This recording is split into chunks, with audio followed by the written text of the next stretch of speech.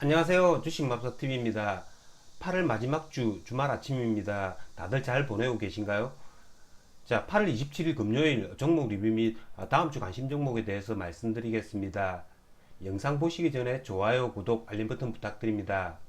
자, 지난 금요일 새벽 마감한 미국 나스닥 0.64% 하락 마감했습니다.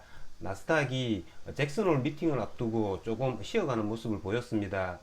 하지만 금일 새벽 마감한 미국장 나스닥이 1.23% 상승이 나왔습니다. 미국 패드 의장 제롬 파월이 잭슨홀 미팅에서 성명서를 발표했죠. 자, 파월이 잭슨홀 미팅에서 발표한 내용들 대략 정리를 해보면요. 일단 테이퍼링은 연내에 실시를 한다라는 이야기가 있었고요. 테이퍼링의 구체적 일정이나 규모는 언급하지 않았습니다. 그리고 파월의 이야기의 대부분이 굉장히 시장 친화적인 그런 발언을 많이 했다라는 거죠. 그렇기 때문에 금일 나스닥이 1.23% 상승 마감했습니다. 역사적 신고가를 갱신했다라는 거죠. 지난 금요일 마감한 우리나라 코스피 0.17% 상승이 나왔습니다. 코스닥도 0.3% 상승이 나왔고요. 상승의 폭은 크지 않았지만 이렇게 양봉을 만들어 주었다라는 점, 그리고 금일 새벽 잭슨홀 미팅이 끝난 시점에서 미국 나스닥이 1.23% 상승을 해주었기 때문에 다음 주 월요일 열리는 우리나라 장에서 코스피가 20일 이동 평균선을 돌파를 시도하지 않을까라는 생각이 듭니다. 하지만 이 20일 이동 평균선 부분에서 굉장히 또 저항이 잇따르겠죠. 그 저항을 극복하고 다음 주에 20일 이동 평균선을 코스피가 과연 돌파하는지의 여부, 그 여부가 굉장히 중요할 것 같습니다.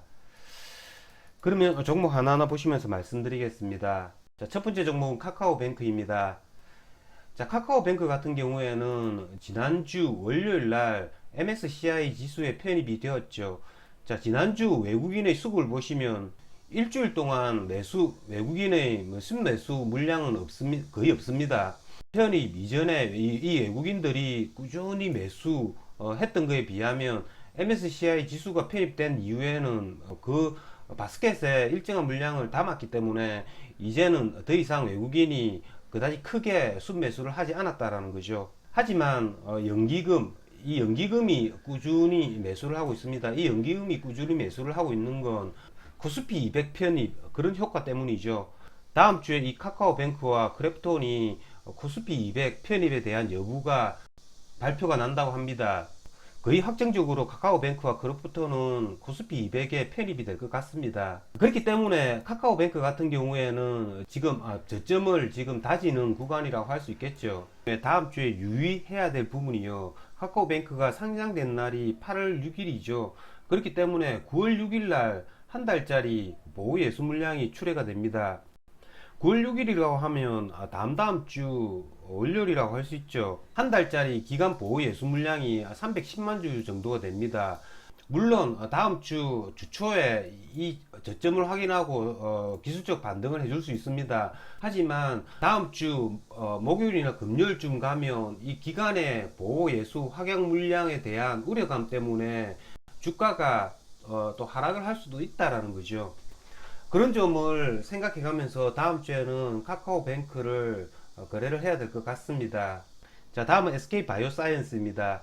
자, SK바이오사이언스 같은 경우에는 카카오뱅크와는 달리 다음 주 화요일이죠. 8월 31일 종가에 이렇게 MSCI 지수에 편입이 되죠.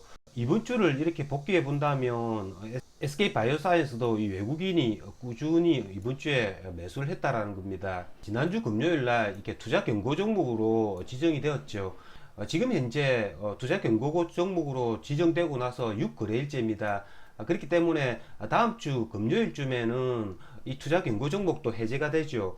그렇기 때문에 다음 주 금요일 날 투자 경고 종목 해제를 노리고 또 한 번 더 이렇게 반등을 해줄 수도 있다라는 거죠. 그런 점을 생각하면서 다음 주에는 SK 바이오사이언스를 거래를 해보도록 하겠습니다. 자, 다음은 수소차 관련주들입니다. 지난 금요일 날 수소차 관련 섹터가 크게 움직였습니다.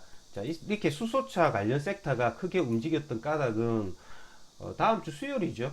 일진 하이솔루스가 신규 상장이 됩니다. 지난주에는 이렇게 수소차 관련 테마가 크게 움직였습니다. 하지만 9월 1일날 일신 하이솔루스가 상장을 한다고 해서 여기서 수소차 관련 섹터를 추격 매수하는 건 조금 무리가 있을 것 같습니다.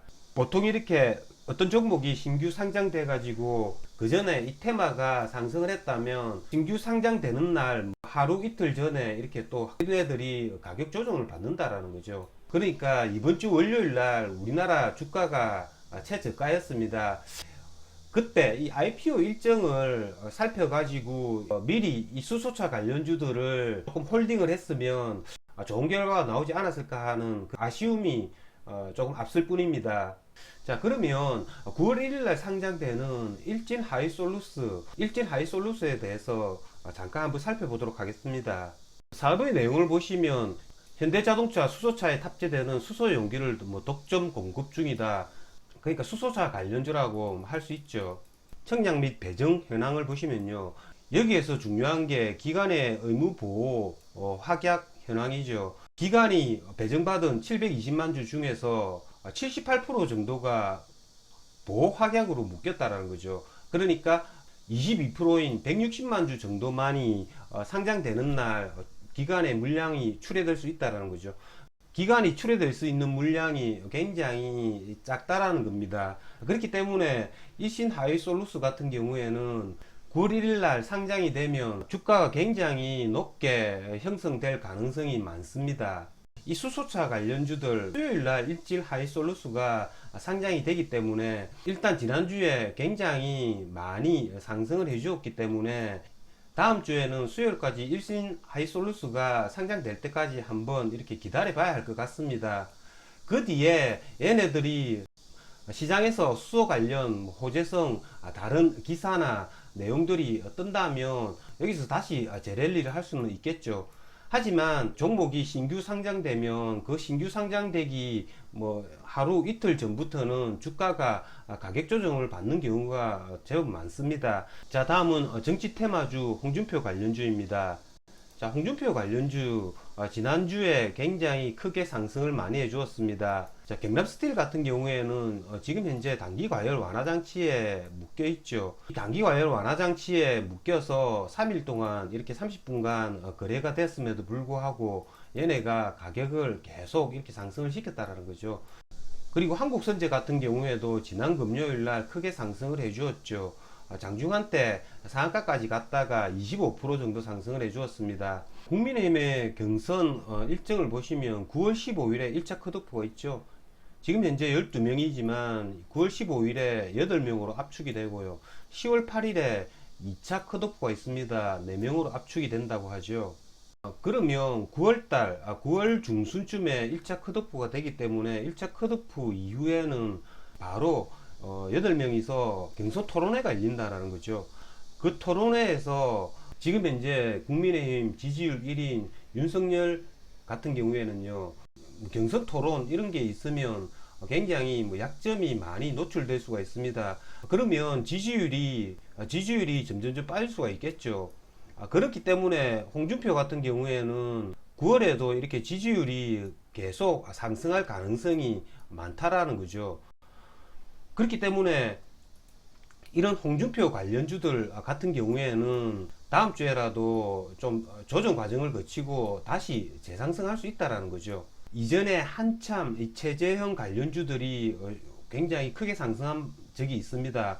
한일 단조를 보시면 이렇게 한번 이렇게 상승했다가 조정을 받았다가 다시 2차 그리고 3차 상승 이렇게 3차 상승까지 했다라는 거죠. 홍준표 관련주들은 물론 상승을 하긴 했습니다. 굳이 말씀을 드린다면 1차 상승 그리고 조정받다가 다시 2차 상승의 이 초입 부분이라는 거죠.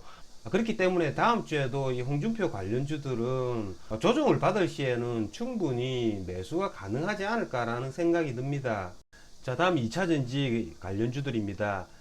저번 주에 2차전지 관련주들 개별 종목 위주로 움직이는 모습을 보였습니다. 그 중에 아직까지 추세가 죽지 않은 종목이 MK전자, 그리고 영화테크, 그리고 코스모화학, 조일알루미늄, 그리고 사마알루미늄 이 정도라고 할 수 있죠. 자, 이런 애들 아직까지 수세가 죽지 않았죠. 다시 전고점을 돌파할 수 있는가의 여부, 그런 걸 굉장히 유심 깊게 살펴봐야 할 것 같습니다. 물론 이렇게 위에서 이 조정을 받고 있다가 얘가 뭐 위로 쳐줄 수도 있지만 이렇게 아래로 빠질 수도 있습니다. 그렇기 때문에 여기서 뭐 홀딩을 해가지고 길게 끌고 가기란 굉장히 뭐 힘들죠. 다음 주에 이렇게 거래량을 터뜨리면서 고점을 다시 갱신해 줄 수 있는지 여부, 그런 관점으로 거래를 해야 될 것 같습니다. 자, 8월달도 거의 다 갔는데요. 여러분들 8월 마무리 잘 하시고 다음 주에도 좋은 성과 있으시길 기원 드리겠습니다.